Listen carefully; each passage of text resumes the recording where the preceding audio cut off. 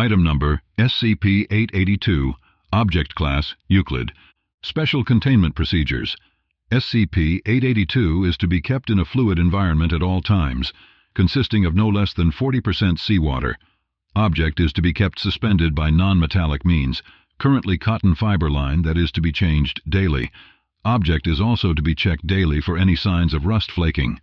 If any part of SCP-882 appears uncoated with rust, it must immediately be immersed in a 100% seawater solution. Water must be taken directly from the ocean. Reduce concentration only when the object is again coated in rust.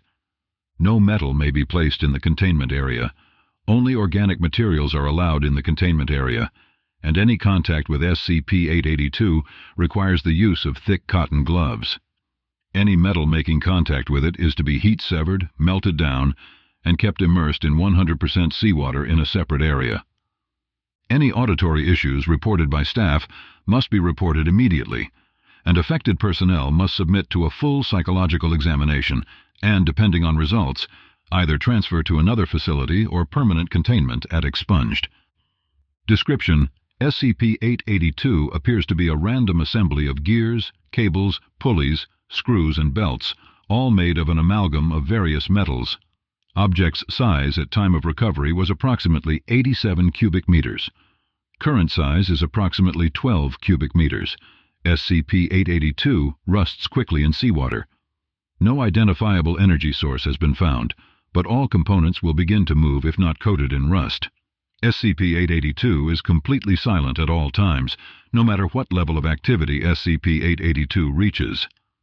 Any metal touching the object will become permanently affixed to it, and over a period of a few days becomes a new part of the object. Organic matter remains unaffected.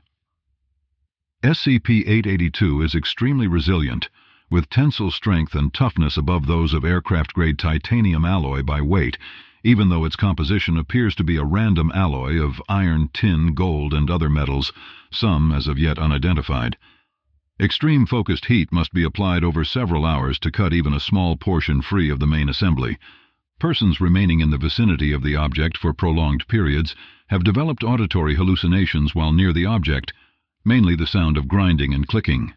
The sound intensifies and is abated only by throwing metal into the object. Subjects in advanced states of psychosis have thrown themselves into the object, resulting in almost instant death by crushing. The body is often drawn in and impossible to recover. SCP-882 was recovered from a location at the northeast coast of Banks Island. Area was barren of all metal and metallic ore in a 1-mile radius. SCP-882 was found at the geometric center of the area. SCP-882 had become submerged in seawater at the time of discovery. A small town was found nearby, abandoned for several years. SCP-882 was removed and shortly started to flake off rust, causing the varied parts to begin motion. After several accidents, Dr. Gears authorized SCP-2519 to be played on loop, which successfully reduced the object's motion, enabling safe access. SCP-882 was then cut down and contained on site. Note: SCP-882 is not to be brought into the vicinity of SCP-271 or any subject possibly contaminated by SCP-217. Interview 882-1. Interviewed: Richard Wright. Interviewer: Dr. Gears. Forward: Richard Wright is identified as a survivor from the small community near the initial recovery location of SCP-882. Begin audio log. Please take a seat. State your name for the record, please. Richard Logan Wright. Everyone calls me Rich, though. Excellent, thank you. Mr. Wright, do you recall the date when you first saw the object in question? God, when was it? I'm not really sure. It was a while ago. Alan found it first, wrecked his boat on it. He told a few of the other fellas about it, said they could sell it for a bundle for scrap. We all thought it was a chunk off a jet or a cargo ship. At what point did the device start operating? The next day. Damn thing shook off rust like a dog with fleas, started spinning slow, then sped up. By the time I saw it, it was really running. Jimmy tried to get closer, try and see what was powering it, or why it was so quiet, but he slipped, got a bad cut over his eye and got the hell out of there. Alan seemed kinda off, kept asking us if we were hearing anything. Miss Parker thought part of it was gold. Even tried to jam part of it with a pipe to get at it. That pipe stuck fast, and smacked her a good one when the gear it was on spun around. After that, people mostly kept away. Were there any other incidents of people being injured or hearing noises? Not at first. That's the thing. It was so damn quiet, everyone kind of forgot about it for a while. Alan was keeping it in an old storeroom by the dock, and nobody really went out there much. He started looking bad. Said he couldn't sleep, that he kept hearing that thing grind away. Father Pat started dropping by, tried to talk to him, told him to get rid of it. He was gone for a couple days. Then suddenly the two of them turn up together, happy as clams. Subject trails off, shaking slightly. Mr. Wright? I'm fine, sorry. So Father Pat and old Alan show up, fresh as daisies. Say they've got the thing figured out. I wasn't paying that much attention. This whole thing had me spooked. Been hearing stuff from the storeroom. Grinding and squealing. Really quiet. Anyway, they said some damn thing about it being from somewhere else. That God made it. That was it for me, and I left. Did you believe them? What? That it was from God? No. I don't know. I didn't really know what to think. This damn machine kept spinning away. No power to it. And eating metal too. That pole Miss Parker hit it with?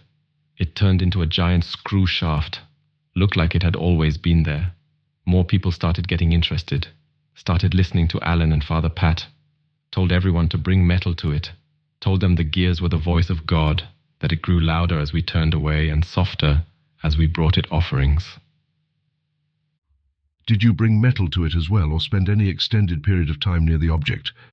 Subject is silent for several seconds. The hell does that matter? You could hear this thing all over town. Got to be folks couldn't even sleep. Just clanking, grinding, screaming at all hours of the night. Giving it metal helped. God damn it, I didn't want to. I know it wasn't God. I never said it was. Everyone else was falling over themselves to make Alan and Father Pat happy. I just wanted some damn sleep. There's not a goddamn thing wrong with that. Sir, I will request that you calm yourself. I am asking questions, not accusing. Please return to your seat. I'm sorry. Over a couple of weeks, everything got fed to that thing. It was just, how things were. We were pretty isolated, you know. It's not like we had much else. You'd just make a couple trips out to the storehouse and toss any metal you happened to find in. Always seemed to be people there, just watching it. It tore a hole in the roof after a while. Father Pat started getting strange, telling us it wasn't enough. I think the noise was getting to him. Said it needed something more meaningful. Mr. Wright. Mr. Wright is silent for 48 seconds. I came in one night because I heard people shouting from the storehouse. Father Pat was leading a prayer to this thing, but it didn't sound like any prayer I knew. People were coming up, and he bent over them. They screamed, and then he turned to that big mass of metal. I thought he was giving communion, until I saw the pliers in his hand. I'm sorry, pliers? He was yanking out people's fillings. He was pulling out their fucking teeth and feeding them to that thing. He started screaming about it not being enough. That it needed more, but there wasn't any more. There was barely any metal left anywhere. Then he pointed at Alan. He said he was hiding metal from the great machine. Alan screamed that he didn't have anything.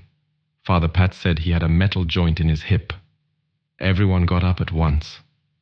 Oh God, oh God. They grabbed him, everyone just grabbed him. He started screaming. He kept screaming and nobody cared. I saw his arm go in. Saw all his fingers break and pull the rest of the arm in, and I ran. What could I do? Jesus, I couldn't stop it. There were too many, and that thing was screaming, and Alan was screaming, and Father Pat.